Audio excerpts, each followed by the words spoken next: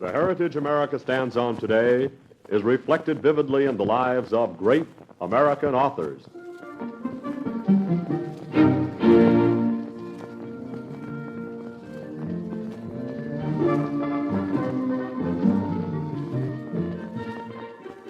With the belief that all Americans should come to know better the lives and works of great American writers, WSUI presents another in the series of programs about famous American authors. This series is designed to acquaint you with authors from all periods of American history. It brings to life the stories of those American men and women who created the great literary history of which we are all so justly proud.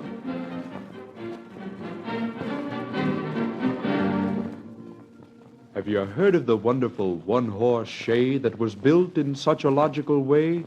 It ran 100 years to a day, and then of a sudden it... but stay, I'll tell you what happened without delay.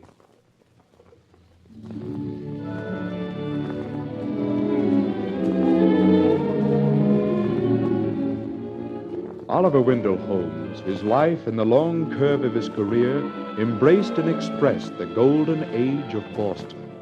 When he was born in 1809, the town differed little from the colonial capital which outraged patriots had besieged by camping on Boston Neck. When he died, Boston Neck had disappeared in the vast real estate development which followed the filling in of Back Bay in the 50s. The little town, which had once been governed by a town meeting, had now become a cosmopolitan city. There was, however, still an atmosphere rich with the past, with the traditions which made old Boston what it was. Come on, Tommy. Uncle Oliver's home from Harvard, and he's going to show us Garrett at his house. Hurry up. Really? Look, Garrett. Oh, boy, I'll bet there's ghosts and things up here. Hello there, boys. Ghosts? You know, the worst part of a modern-style mansion is there's no place for ghosts. But come on in. This is a fine afternoon for poking about. Oh, boy. Gee, I bet some of these things have been up here for 100 years. You're quite right, boys. And see here on the window. Men who were here at Harvard long ago wrote their names on the glass with diamonds for us to see. Gee, John Tracy, 1738. Why, that's almost 100 years ago, isn't it? Yes, and that's not all. It was right here in this house that the Battle of Bunker Hill was planned. Golly, Uncle Oliver, that was during the Revolution. Yes, lad. And out there on the green, the American soldiers stopped for prayers from the college president before they marched off to battle. Say, I'll bet you do have ghosts up here. Real honest-to-goodness American ones that helped start our country out. Indeed, Tommy. Look out there in the common. It was under that very tree that George Washington came to take command of the Continental Army.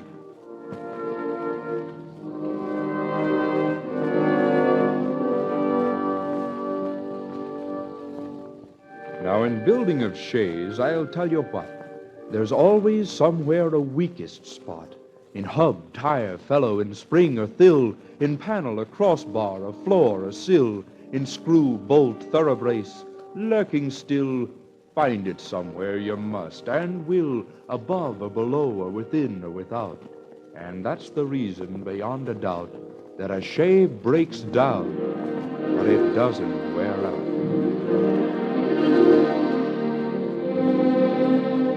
Yes, the very air in Boston and Cambridge was steeped with tradition. 200 years of it. And Oliver Wendell Holmes was the product and the representative of old New England. Mr. Holmes had been studying law there at Harvard, but he seemed to feel that the legal profession was not for him, and so he turned to medicine. And after several years, became a professor in the Harvard Medical School in 1847. Well, Dr. Holmes, I feel that it's entirely out of place and highly improper for women to enter the medical profession.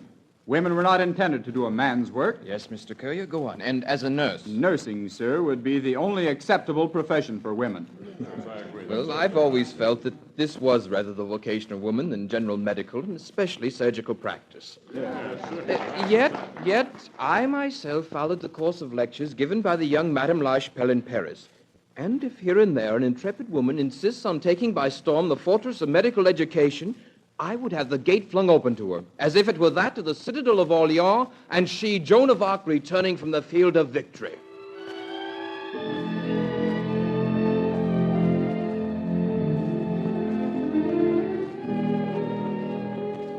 Thoroughbrace bison skin, thick and wide. Boot top dasher from tough old hide found in the pit when the tanner died. That was the way he put her through.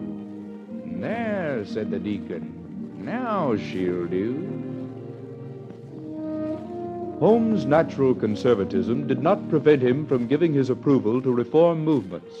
When, in 1853, Longfellow, Lowell, and Mrs. Stowe proposed to establish a literary and anti-slavery magazine, Dr. Holmes pledged his full support. Gentlemen, we have met to make the last arrangements on this new magazine. Mr. Lowell will be the editor. Mr. Emerson, will you still be able to contribute? Yes, certainly. Mr. Cabot and Mr. Holmes. Yes, of course. Splendid. As you know, we have been 4 long years trying to start our little venture. It seems that at last we may succeed. But there is one more thing. The Literary and Anti-Slavery magazine does seem an awkward title for our fine journal. Surely we can invent a better. I would suggest we call it the Pioneer. No, that hasn't the proper ring. This will be a monthly publication. Why not call it the Atlantic Monthly? Why? Splendid. That's it, the Atlantic Monthly.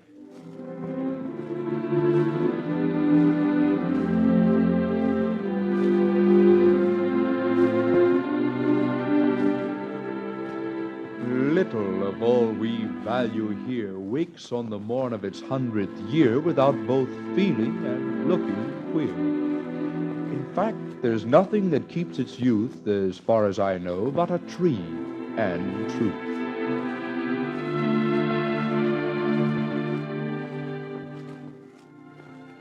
And so the Atlantic Monthly was born.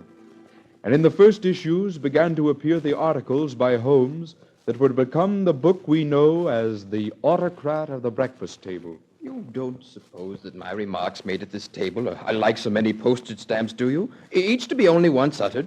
If you do, you're mistaken. He must be a poor creature that does not often repeat himself. Why, the truth the man carries about with him are his tools. And do you think a carpenter is bound to use the same plane but once to smooth a knotty board with? Or to hang his hammer up after it's driven its first nail? Do you agree, Phillips? You're right, Dr. Holmes. It's a pity more men aren't like you. Instead of saving their bright thoughts as though they were too precious for conversation. Yes, Dr. Holmes. Don't you realize that you are wasting saleable literature, a cash article, at about the rate of $50 an hour when you talk to us? My dear, I want you to look out the window there and tell me what you see. Nothing but a very dusty street and a man driving a sprinkling machine over it. Why don't you tell the man he's wasting that water? Oh, what would be the state of the highways of life if we did not drive our thought sprinklers through them with the valves open sometimes? Besides that, there's another thing about this talking that you forgot. It shapes our thoughts for us. The waves of conversation roll them as the surf rolls the pebbles on the shore. Let me modify the image a little. I rough out my thoughts in talk as an artist models in clay. Spoken language is so plastic, you can pat and coax and spread and shave and rub out and fill up and stick on so easily when you work with that soft material that there's nothing like it for modeling. Out of it come the shapes which you turn into marble or bronze in your immortal books.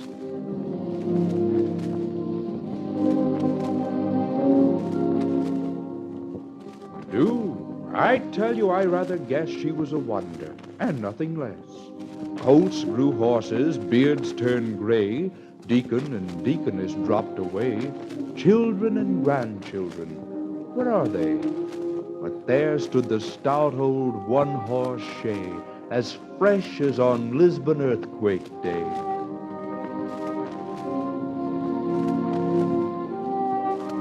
Dr. Holmes was indeed a man of brilliant conversational gifts.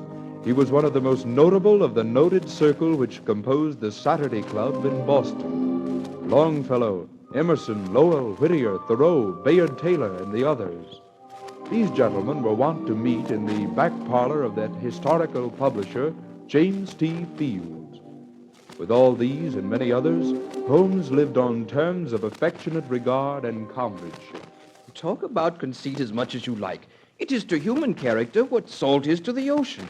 It keeps it sweet and renders it endurable. So you admire conceited people, do you? I'm afraid you do not study logic at your school, my dear. It does not follow that I wish to be pickled in brine because I like a saltwater plunge.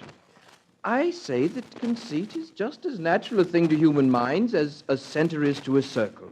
The difficulty is that little-minded people's thoughts move in such small circles that 5 minutes conversation gives you an arc long enough to determine their whole curve. Talking is like playing on the harp. There is as much in laying the hand on the strings to stop their vibrations as in twanging them to bring out their music.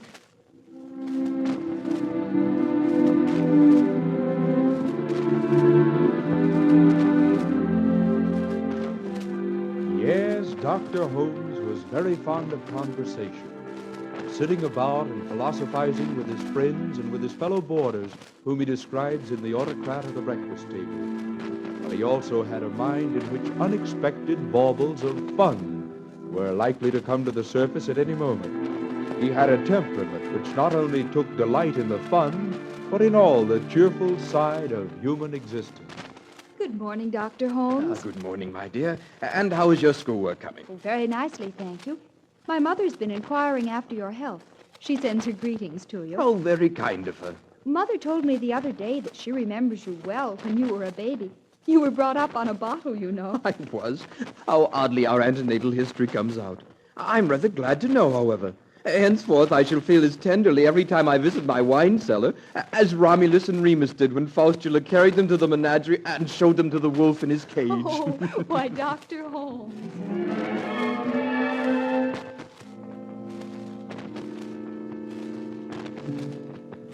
1st of November, the earthquake day.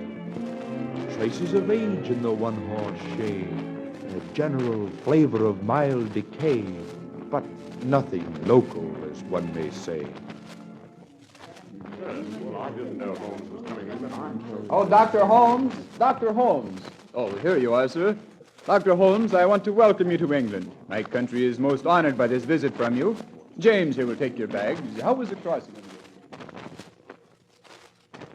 I say in conclusion that I have nowhere been accorded the courtesy and kindnesses that you in England have shown me. I wish to take this opportunity to state that my 77 years of life almost prohibited my taking this trip. But now that I have come, I'm ashamed that any such small consideration should have hindered my visit to your grand island.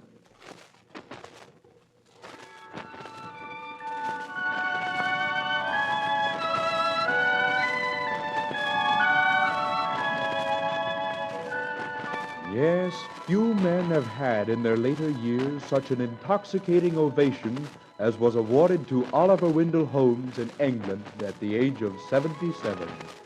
But he wrote 5 years later to Whittier, We are lonely, very lonely in these last years. We were on the deck together as we began the voyage of life 2 generations ago. A whole generation passed, and the succeeding one found us in the cabin with a goodly number of coevals. Then the craft which held us began going to pieces, until a few of us were left on the raft pieced together of its fragments. And now the raft has at last parted, and you and I are left clinging to the solitary spar.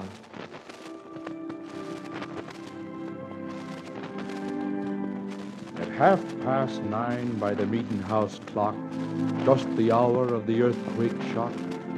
What do you think the parson found when he got up and stared around? The poor old shay in a heap or mound, as if it had been to the mill and ground.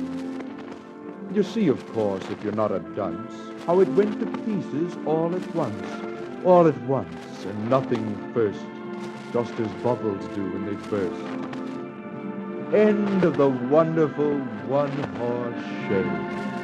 Logic is logic, that's all I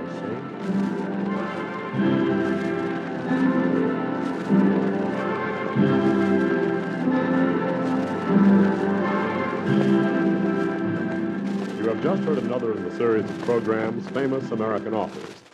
These programs are presented with the belief that all people should come to know and better understand the great literary heritage of which we are all so justly proud.